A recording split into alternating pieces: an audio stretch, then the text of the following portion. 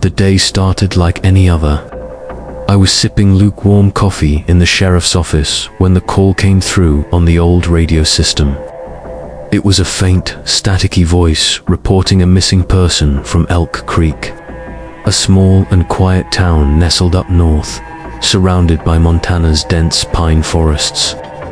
I'd patrolled that area for nearly a decade, and nothing ever happened there aside from the occasional bear sighting or drunk teenager lighting fireworks. Missing persons were rare, and Elk Creek was the kind of place where everyone knew each other, so if someone vanished, people noticed fast. I packed my gear, radioed in my route, and hit the road. It was a 2-hour drive through winding roads and mountain shadows. Snow lined the edges of the road even in early fall. Typical for that elevation, but what struck me as strange was the sudden shift in weather the closer I got. The sky turned a dull gray, the kind that warned of storms, but the forecast had predicted a clear day. I brushed it off and kept driving. As I approached the town's edge, I saw the familiar "Welcome to Elk Creek" sign, worn down from age, with a hand-painted bear claw symbol underneath it, a symbol their mayor had proudly insisted on adding for local charm. I remember slowing down, expecting to see the usual, a couple of kids riding bikes, someone walking their dog, and the grocer, Walter, standing outside sweeping the steps. But there was no one, not a single soul. I thought maybe there had been an evacuation, some gas leak, or wild animal scare. I drove slowly through Main Street, calling out on my loudspeaker, but no one came. Parked cars sat crookedly by the curb. One still had its engine running. The bakery's open sign glowed neon red in the window, and the scent of burnt bread lingered in the air, but no one was behind the counter.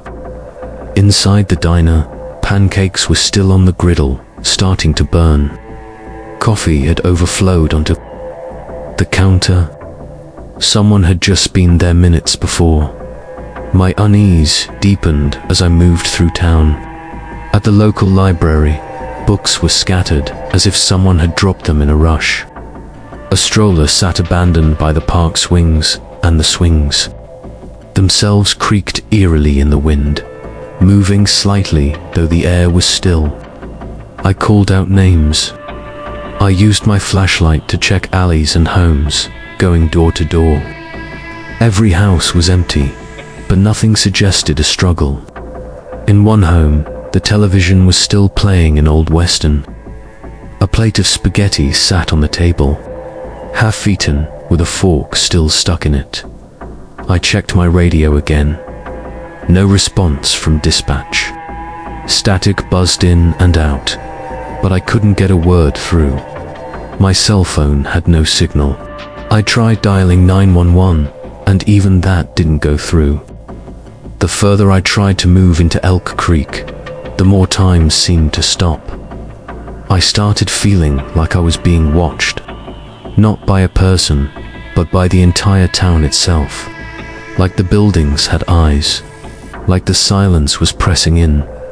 I made it to the sheriff's substation. The one I knew was staffed with 2 part-time deputies. The door was unlocked, the lights were on, and 2 half-filled coffee mugs still steamed on the desk. Their jackets were hung on the wall like normal. The logbook was open to a blank page. I called their names, Jim, Nate, but no one answered. I found one of their radios on the desk and tried to broadcast again. More static by now. I'd walked through nearly the entire town. No pets, no wildlife, no people. It was like someone had taken Elk Creek and scooped out everything inside it, leaving only shadows behind. And that's when I noticed something else. There were no recent tire tracks leading out of town. No footprints. No signs of anyone leaving in a hurry. It was as if the town had stopped in one exact moment, frozen like a paused movie, with everything left behind. I checked the missing persons report again. No name was given, just a location and a voice that had been almost unintelligible. I realized then that I hadn't saved the transmission. It wasn't recorded. And when I tried to access the dispatch logs to confirm who had placed the call, the entry was missing. Like the call had never happened, the sense of unease turned to dread. Something was very wrong here. I'd never seen anything like it, not in all my years on the force. I began taking photos of the abandoned houses, the food left uneaten, the silent streets, but every photo came out blurred or overexposed, even though my camera was working fine. It felt like the town didn't want to be seen, like it was erasing itself, bit by bit. I should have left right then, but something kept me rooted. Maybe it was duty, maybe it was curiosity, or maybe Elk Creek had already started pulling me in. The moment I stepped into the Elk Creek Sheriff's substation, I knew something was terribly wrong. The building should have been buzzing with activity phones ringing, radio chatter, officers coming and going. Instead, it was silent, not just quiet, but hollow. The kind of silence that doesn't feel natural. The overhead lights flickered faintly, casting a cold, pale wash over the empty desks. 2 coffee mugs sat abandoned, their steam long faded but stains fresh on the rims. The chairs were pushed back like the deputies had left in a hurry. Their jackets still hung on the wall, badges pinned and untouched guns locked in, their holsters behind glass. It was like the people had vanished mid-thought, mid-action, with no explanation. I made my way to the radio equipment. The main unit was powered on, static humming through the speaker. I tried to call dispatch again. My unit number, asking for confirmation, even calling for backup, but the signal didn't even click through. Just dead air and that same static buzz. Switching channels didn't help. Nothing but empty frequencies. The same went for the landline.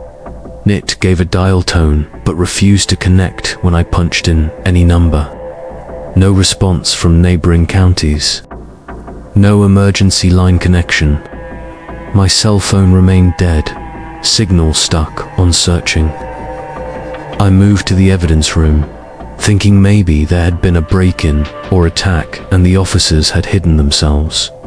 The room was still locked. I opened it, using the key on the wall peg. Every item inside was in its proper place, evidence tagged and logged. No signs of forced entry or tampering. I checked the logbook again. The last entry was over 36 hours ago, written in Deputy Nate's familiar, scratchy handwriting. It simply said unusual noise reported near Old Mill RD investigating. No follow-up note. No return report. Old Mill Road wasn't far. Just outside the northern edge of town, past a clearing and into the wooded trail that led to the ruins of a long-abandoned mill. Locals always said it was haunted, but I'd walked those trails plenty of times. Bears and coyotes, sure, but nothing paranormal. Still, something about that unfinished log unsettled me. Why hadn't they come back? I took one of the department's radios and clipped it to my vest. I also grabbed a shotgun from the armory, just in case. As I left the substation, I noticed something out of the corner of my eye. A figure in the distance, near the gas station. I called out, waving, but as I stepped closer, the figure turned the corner and disappeared behind the pumps. I rushed forward, heart racing, calling louder. When I got there, no one was in sight. No footsteps, no door left swinging. The security camera above the gas pump had its lens shattered, wires sparking from the impact. It wasn't from weather. Something had hit it deliberately. I circled back to my cruiser to check the dashcam footage, but when I turned on the screen, the display flashed and froze on a grainy, distorted frame of static. The video refused to play. Even the car radio wouldn't pick up a single channel anymore. The town was cutting off every link to the outside world, and I didn't know how or why, but it was happening. I walked toward the town square again, scanning the windows, the alleyways. That eerie feeling of being watched returned stronger now. I wasn't alone, even if I couldn't see who or what else was here. At the general store, the automatic door opened for me. Lights were on, register full of cash, receipts freshly printed and fluttering from the machine. A radio behind the counter crackled to life suddenly. A voice not from dispatch, not from any known channel, just whispered, "Turn around." I spun fast, weapon raised, but nothing was there. The door creaked shut behind me, locking itself. I slammed my shoulder into it, and it opened again without resistance, as if it had never locked in the first place. I started documenting everything in my notepad. Every strange event, every clue, every time the static came back. I knew I couldn't rely on electronics anymore. I needed something physical. My training told me to stay calm, to keep investigating. But my instincts were screaming something unnatural had taken over Elk Creek. It wasn't just a town that disappeared. It was a trap. I thought again about the last thing that had brought someone to Old Mill Road. If that was the last known location of the deputies, maybe that was the epicenter. I knew I had to head there, even if my gut told me not to. Before I left, I returned to the substation once more, looking for maps or records, anything that might offer a clue. In a back drawer, I found a file labeled Unexplained Reports. Archived, inside were incident reports dating back 40 years. All of them described similar events. Strange lights in the woods, people losing time, hearing whispers from radios that weren't on. A few mentioned the old mill. It wasn't new. Whatever had happened in Elk Creek had been happening quietly for decades, ignored and brushed off. And now it had taken an entire town, and I was the only one left who knew. The town's streets were eerily pristine, almost frozen in time, like someone had pressed pause on daily life. There were still cars parked along the curbs, many with their engines off but doors open, as if their drivers had exited in a rush and never returned. Storefronts displayed signs for daily specials, open lights still glowing faintly in the windows, but no one was inside.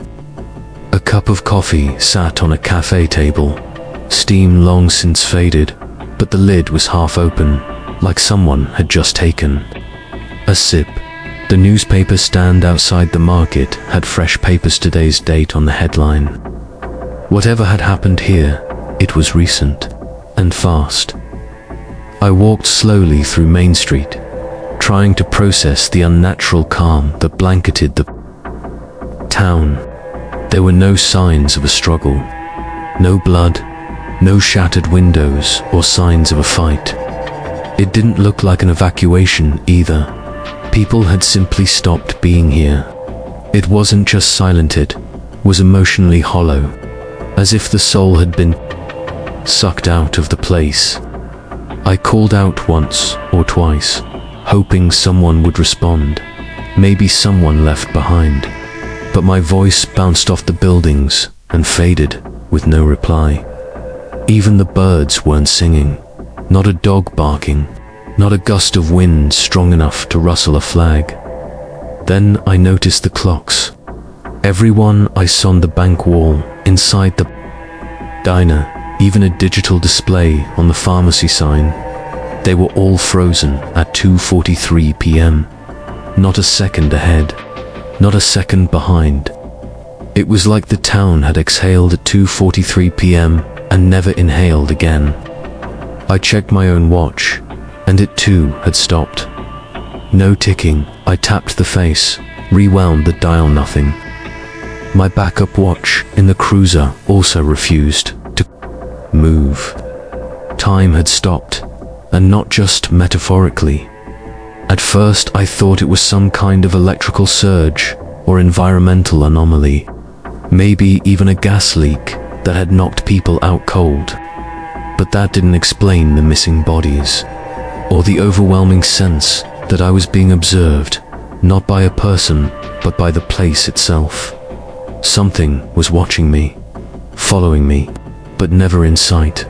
I'd turn corners expecting to catch someone, peeking, but always found empty sidewalks and silent alleyways. I reached the school next, curious to see if it too had been affected. The gates were unlocked, the halls completely quiet. Children's artwork still lined the hallways. A lunch tray had spilled in the cafeteria, peas scattered, juice soaked into the floor, but no one was around to clean it. The classroom had lessons half-written, as if the teachers were interrupted mid-sentence. In one of the rooms, small chairs were arranged in a circle. A pink jacket was slung over the back of one, but the child who owned it was nowhere to be found. It became harder to breathe the longer I stayed. The air wasn't thick with smoke or pollution, but with dread. A kind of invisible weight pressed on my chest, making each breath feel earned. I checked every room, every closet, even the janitor's supply areas. Not a trace. But then, near the teacher's lounge, I found something that truly rattled me. A recording device, like an old handheld voice memo recorder, sat on the couch, blinking red. It was still recording. I picked it up and hit play. Static for the first minute, and then a woman's voice. She sounded panicked, but was trying to stay calm. Probably a teacher. She said, "Something's wrong." It started with the intercom buzzing.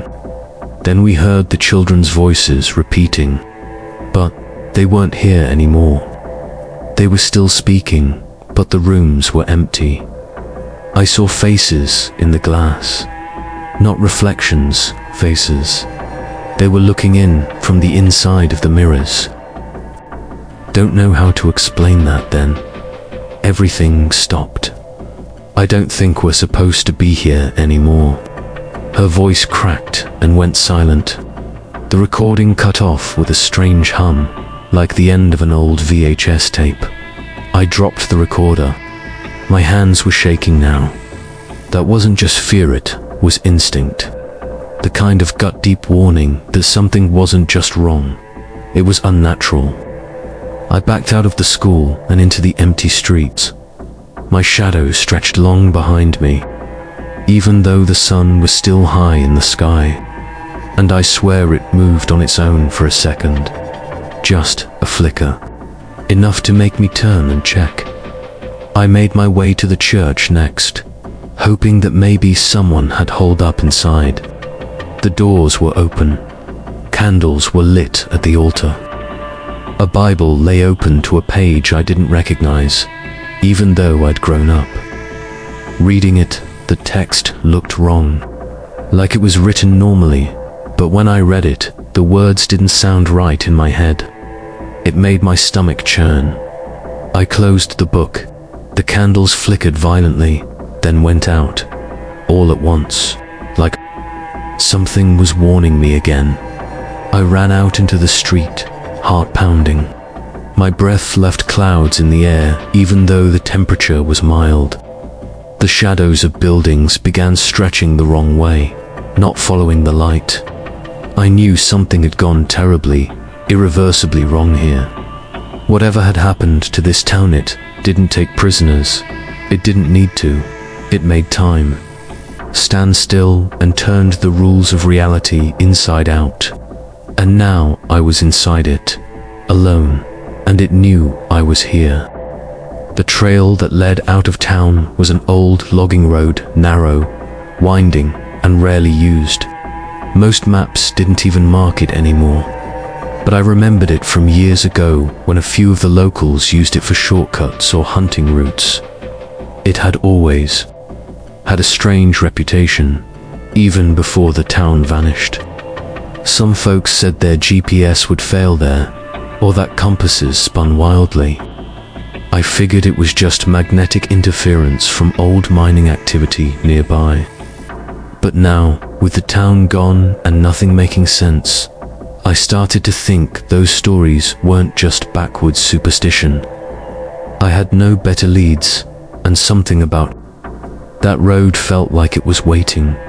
The path twisted through thick, towering pine trees.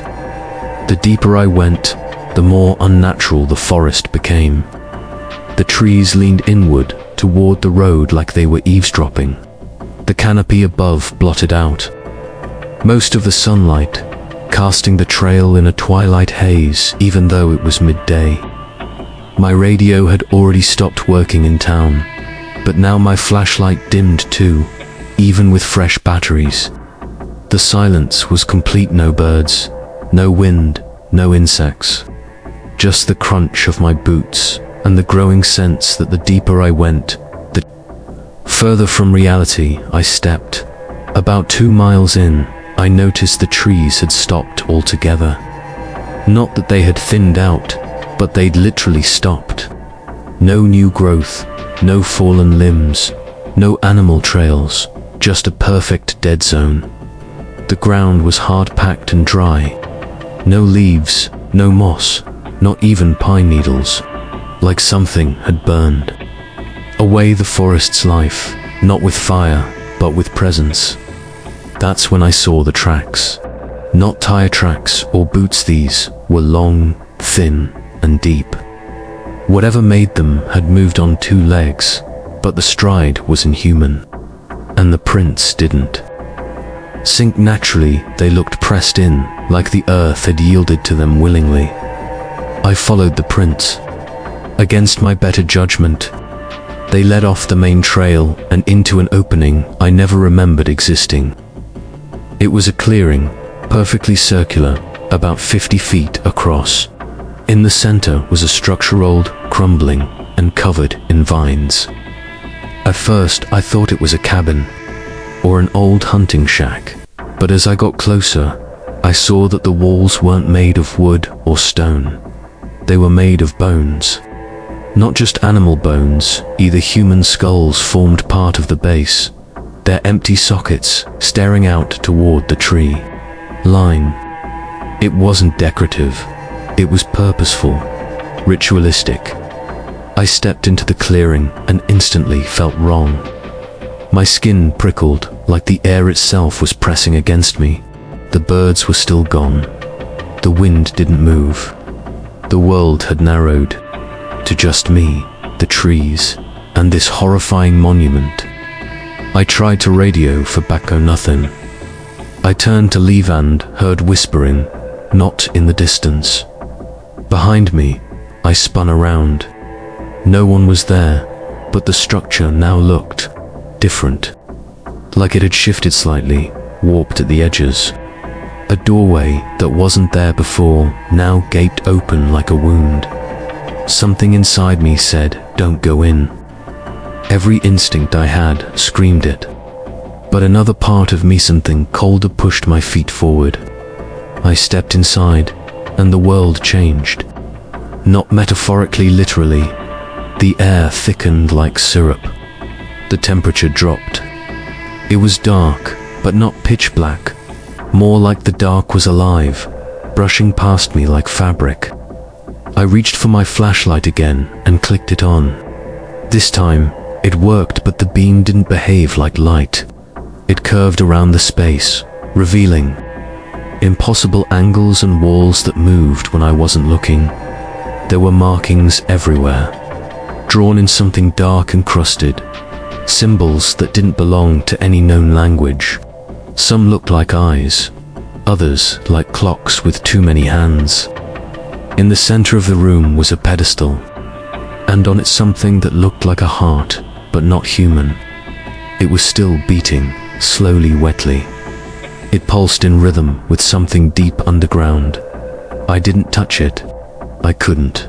My arms wouldn't move, like they knew better than my brain did. Then came the sound, low at first, like a far-off engine. But it grew, became a chant, though I couldn't tell if it was outside, inside the structure, or inside my own head. It grew louder, more layered, until I could hear dozens of voices, all repeating the same thing in different tones. I couldn't understand the words, but the feeling behind them was clear. Stay, become part of it. Join what the town had joined. I backed out slowly. My feet moved like I was wading through water. When I finally stumbled into the clearing again, the structure behind me seemed to fade, like mist burning off in sunlight. I turned and ran, no plan, no direction, just the raw need to get away. The forest didn't resist. It let me leave. But not before I looked back once and saw something standing at the edge of the tree line. It was tall, thin, and motionless. Its eyes glowed faintly, not like fire, but like dying stars. Watching Dot, I reached my cruiser hours later, though it felt like days had passed. My watch still didn't work, neither did my radio. I drove until the forest broke, until the mountains faded behind me. But something followed me out. I can feel it. It didn't try to stop me then, because it knows I'll go back. Or maybe, in some way, I never left. After I left the forest and drove for what felt like hours, I ended up back where the town should have been. But the road was different now. Older, rougher, and surrounded by a strange emptiness that felt like a void stretched across the land. I stopped the cruiser where the Welcome to Havens Creek sign used to stand. The ground was bare. No sign, no fence, not even the gravel that used to mark the outskirts of town. It was as if no town had ever existed there.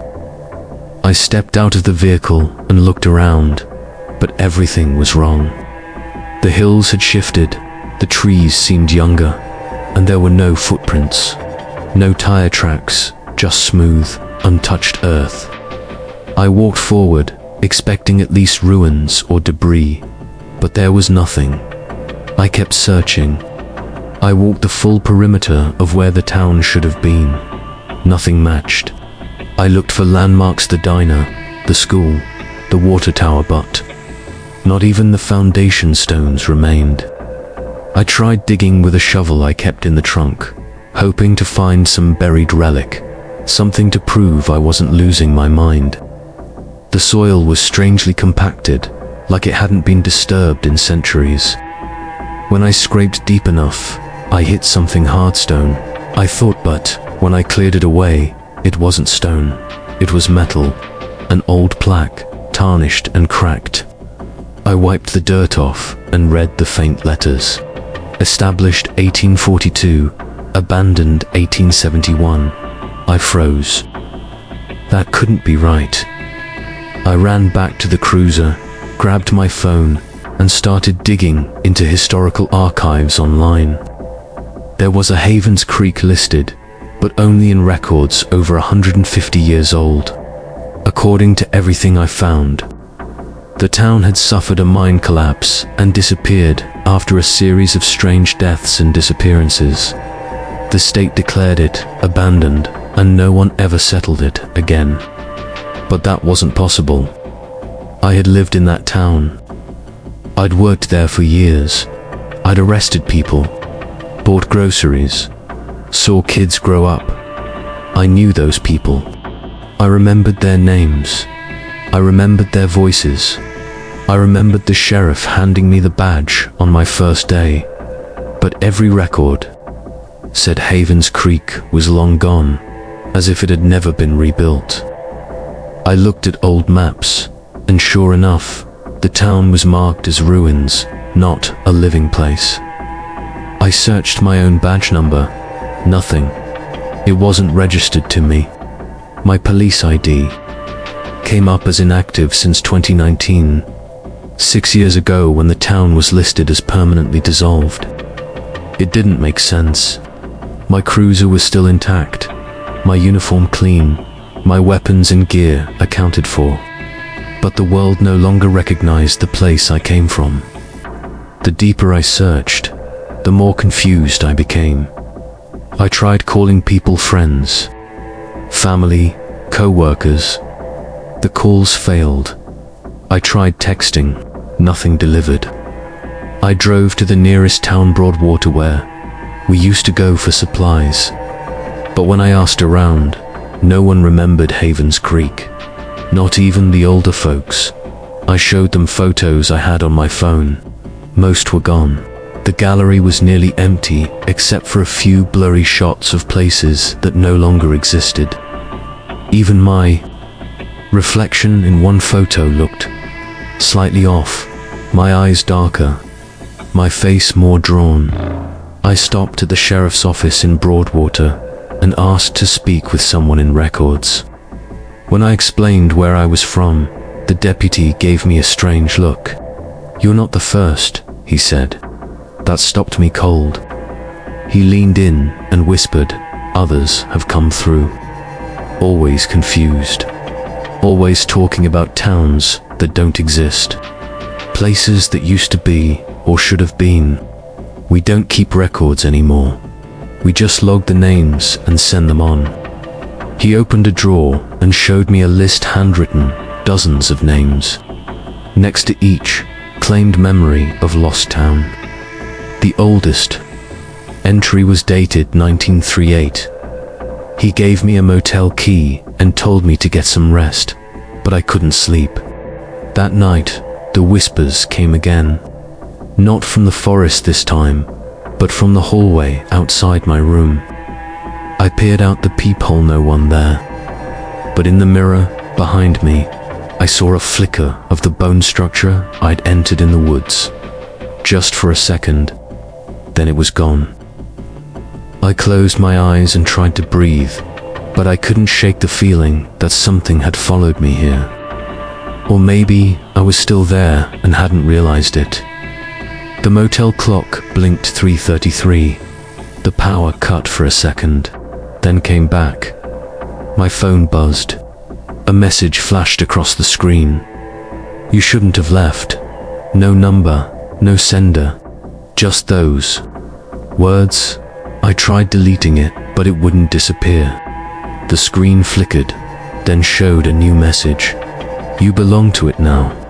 That was when I realized the truth. The town hadn't just vanished. It had been taken by something older, deeper, something that didn't operate by our rules of time and space. It had devoured Havens Creek like a beast swallowing prey, leaving no trace for the world above. Now I live with the knowledge that I am a man out of place. The world sees me as someone who never belonged. My memories are ghosts, my history erased, my town a myth. But I remember every face, every scream, every moment leading to the disappearance. And I know that whatever took Havens Creek isn't done. It let me go for a reason. Not mercy, not escape, but because it wants the story told. Or worse, because I'm the bait.